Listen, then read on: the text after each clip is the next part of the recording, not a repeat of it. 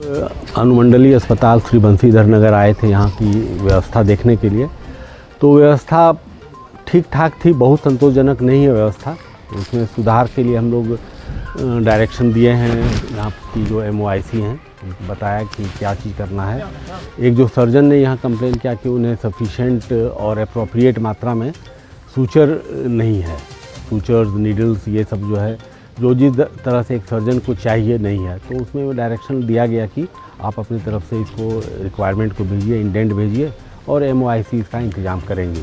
क्योंकि डिफरेंट जगह पे फेस में अलग सूचर चाहिए, बॉडी में, पैर में अलग चाहिए, हाथ में अलग चाहिए, अलग अलग सूचर्स का ज़रूरत पड़ता है। और क्योंकि वो सर्जन है तो वो और स्पेशलाइज्ड सर्विसेज देना चाहते हैं पब्लिक को, तो उसके लिए डायरेक्शन दिया गया है कि आपको जो भी चाहिए यहाँ आप इंडेंट कीजिए, वो हम लोग व्यवस्था करेंगे, पब्लिक के हित में ये है।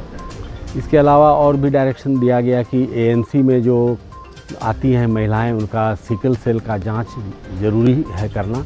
और ये डायरेक्शन पहले से ही दिया हुआ है, 1-1.5 साल पहले से डायरेक्शन सब जगह पूरे झारखंड में गया है कि हर प्रेग्नेंट लेडी का सिकल सेल का जांच होना चाहिए।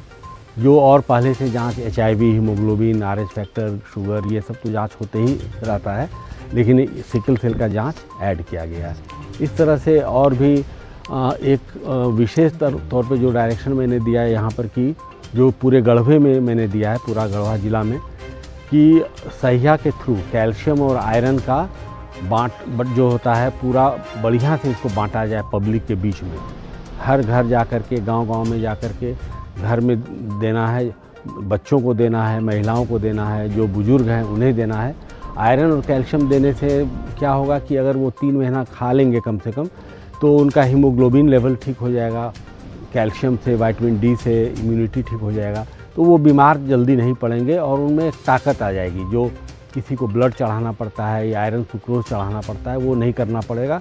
और जो आदमी है वो स्वयं से इनहेरेंटली वो मजबूत हो जाएंगे।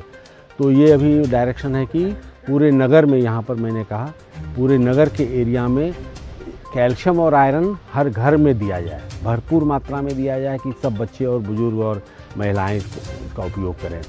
इस तरह से और भी जो हमारे पास कुछ डायरेक्शन दिया है कि हमारे पास गायनेकोलॉजिस्ट आ गई हैं, एनेस्थेटिस्ट हैं, सर्जन हैं। तो अब यहाँ जो LSCS होता है, सीजेरियन सेक्शन, वो शुरू हो जाना चाहिए, सर्जरी शुरू हो जाना चाहिए, क्योंकि हमारे पास सर्जन भी हैं, एनेस्थेटिस्ट भी हैं और दवा की कोई कमी नहीं है। तो ये फैसिलिटी जो लोगों को मिलनी चाहिए, नगर के वासियों को, वो अब उन्हें मिलेगी।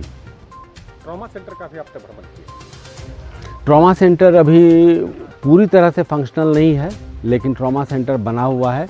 वहाँ डॉक्टर रतांशु जो हैं वो पोस्टेड हैं, उसके लिए स्टाफ भी वहाँ पर है।